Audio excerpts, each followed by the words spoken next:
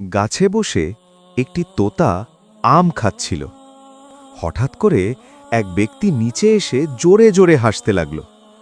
তোতা অবাক হয়ে জিজ্ঞেস করল, তুমি কে, আর এভাবে হাসছই বা কেন?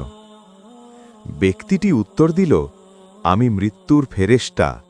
তোমার সময় শেষ হয়ে এসেছে, আমি তোমাকে নিতে এসেছি। এটা শুনে তোতা ভীষণ ভয় পেয়ে গেল এবং জীবন বাঁচানোর জন্য উড়তে লাগল। উড়তে উড়তে তোতার নজর এক দরবেশের ওপর পড়ল। তোতা ঝটপট দরবেশের কাছে পৌঁছে বলল, বাবা, আমাকে বাঁচান। এক ব্যক্তি আমার পেছনে পড়েছে আর বলছে আমার সময় নাকি শেষ, সে আমাকে নিয়ে যাবে। দরবেশ বলল, আমার হাতে এসে বসো, আমি তোমাকে 7 সমুদ্র পার করে গুহায় পৌঁছে দিচ্ছি, ওখানে তুমি সুরক্ষিত থাকবে।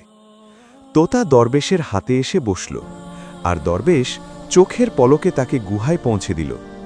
তোতা যখন চোখ খুলল তখন দেখল তোতা গুহার মধ্যে। এটা দেখে তোতা খুবই খুশি হল। তোতা হেসে বলল, এখন মৃত্যুর ফেরেশতা আমার কি করতে পারবে, আমি তো অনেক দূরে চলে এসেছি।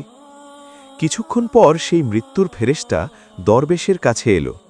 দরবেশ তাকে জিজ্ঞেস করল, তুমি কেন বেচারা তোতাকে দেখে হাসছিলে, আর কেনই বা ওকে ভয় দেখাচ্ছিলে?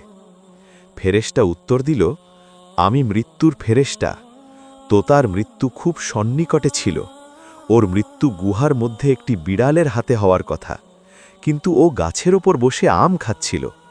আমি হাসছিলাম এই ভেবে যে এত ছোট তোতা কিভাবে 7 সমুদ্র পার হয়ে এত কম সময় সেই গুহায় পৌঁছাবে। কিন্তু যখনই তুমি ওকে পলকের মধ্যে সেই গুহায় পৌঁছে দিলে এবং তখন সময় শেষ হওয়াতে একটি বিড়াল ওর ওপরে আক্রমণ করেছিল এবং ওকে ওখানেই মেরে ফেলেছিল।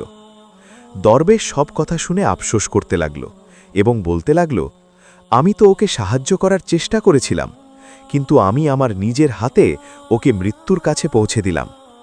ফেরেশতা হেসে বলল, মৃত্যু যখন আসে তখন কোনো সাহায্যই কাজে আসে না, হয় সে রাজা না হয় ফকির, কেউ মৃত্যুর কাছ থেকে বাঁচতে পারবে না।